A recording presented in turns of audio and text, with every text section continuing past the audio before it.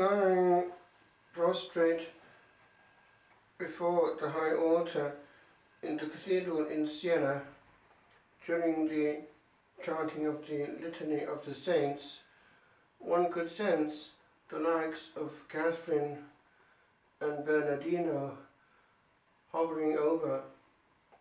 They had been that way before, and they had conquered eternity. They were faithful. St. Catherine was very close to us in spirit, for she would have used our monastery as a base.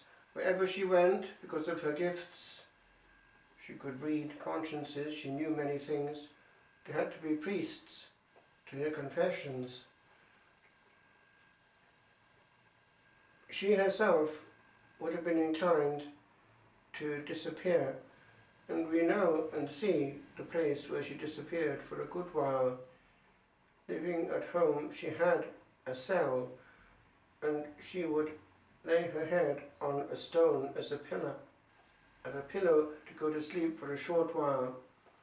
She also had a niche in the Ospedale della Scala opposite the cathedral, where she would watch the dying and help certain sick people as far as she could. But a few winks of sleep she would have in a little niche, again of stone. She was a person who had a great human warmth. We can see that from the way that she conquered the soul of someone who was condemned to death. Niccolò della Torre, who had said something against the Republic, which was a serious crime in those days, and he was to be condemned to beheading. She wanted to save his soul, and she managed to get through to him. And we can see that he was attracted to her person, and she managed to thereby get to his heart and mind and soul. And we have the letter that he wrote before going to the block. If you are there, it will be a great joy. He called her by an affectionate name, which indicated that there was a bonding which she had allowed to happen so as to precisely do good to his soul, which otherwise could have gone into a state of unforgiveness, bitterness, and refusal of the last grace. And she promised that she would be there, and indeed she was. And she was the one who caught the head after the moment of beheading. And she explains how the blood was sprinkled all over her, but smelt sweet, like the precious blood of the Saviour, to which she had a great devotion. She would write to people in the precious blood. She eventually was called by the Lord to go out of her solitude, but the Lord did say to her, in asking you to leave your solitude, I am not asking you to leave me, but to take me with you. And he gave her the doctrine of the interior cell, in such a way that she never left it, but he was always there, asking for intimacy with him wherever she was with the rest of her body. And so it is that he took her even to Avignon. And when she came before Pope Gregory, she mentioned to him something of his past that only the Lord knew, and he blushed, and because this knowledge was obviously from the Lord, he took her seriously. She was well able to command prelates and authorities, young as she was, and wherever she was, she drew, and these would go after her, and they would call her Mamma. In 1370 she appeared before the General Chapter of the Dominican Order. She herself was with the Mantellate. They would have been kind of tertiaries, but they were wearing a habit. And they examined what she was doing and her apostolate, and they approved it, and they gave to her one of their brightest stars, Blessed Raymond of Capua, future Master General of the Order, as her director. And although he was older than she was, he also would call her Mama. and they had a very interesting rapport in the Lord, even entering upon the miraculous, the playfulness of the children of God. She wanted to receive Holy Communion one day and she couldn't move, but the Lord helped her, and while Blessed Raymond was celebrating, a part of the host jumped and he was upset. He couldn't find it anywhere. Eventually he came to her and he could see that she knew something, and he came out with, "Have you got anything to do with this?" And he was taken aback when she just said, "Not I, but the Lord," because the Lord had brought the host across the air from the altar where he was to her, where she was and where she couldn't move. And we know from their correspondence how they understood each other perfectly well. As it happens, when doing the Lectio Coram in Rome, it was on her that I had to discourse, and it was interesting to find material about her which went even into what happened after her death. Her work was not finished when she died in Rome in 1380, near the Church of the Dominicans, Santa Maria sopra Minerva, where she is now, at least the trunk of her body. Her head is in Siena. She, after her death, did things, even helped people, even physically. It's amazing. And we know also that she was very early on in life taken apart. Even at the age of 6, our Lord appeared to her.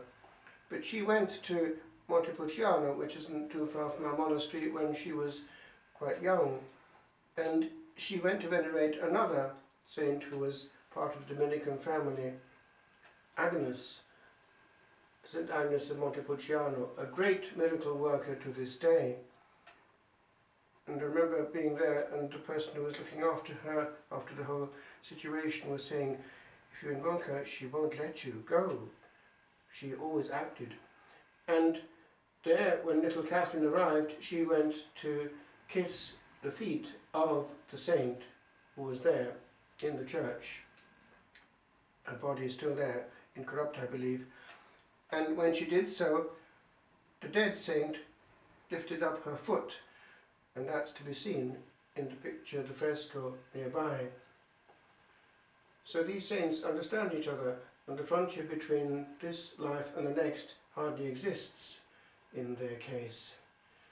But they're also our friends, and indeed, if ever I had business in Siena which didn't allow me to celebrate with the brethren the conventual Mass, I would be able to celebrate behind the skull of St. Catherine in the Dominican place. They let us do that. We had a good relationship with them in Siena itself. The head arrived there in 1381 and has been greatly venerated there ever since.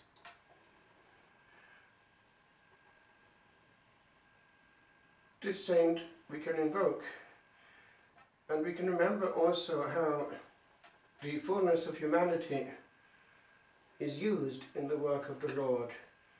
All the dynamics of the human person enter into play, and one becomes fully oneself when graced divinely.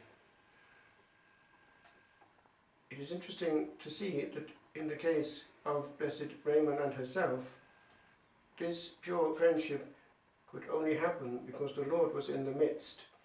They understood each other perfectly, and it was a great blessing to have someone next to the soul who understood the soul perfectly, with whom one could share all. This is a grace to be asked for as we travel through life. A burden shared is a burden halved, and one does not need to be afraid to love, but to love purely as the angels do in the Lord. We have a hymn in English which has its origin in Siena.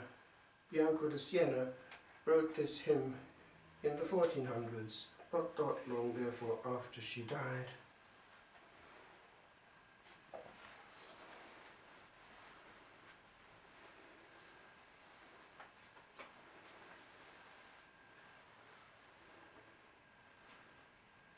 Come down, O Lord divine, seek thou the Son of mine, and visit it with thine own ardor glowing. O Comforter, draw near, within my heart appear, and kindle it thy holy flame bestowing. Oh, let it freely burn, till earthly passions turn to dust and ashes in its heat consuming. And let thy glorious light shine ever on my sight, and clothe me round the world my path illumine. Let holy charity mine outward vesture be, and lowliness become mine inner clothing. True lowliness of heart, which takes the humbler part, and all its own shortcomings weeps with loathing.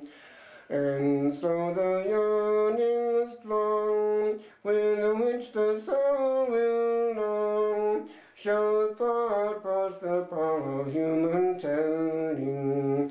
For none can guess its grace, till he become the place wherein the Holy Spirit makes his dwelling.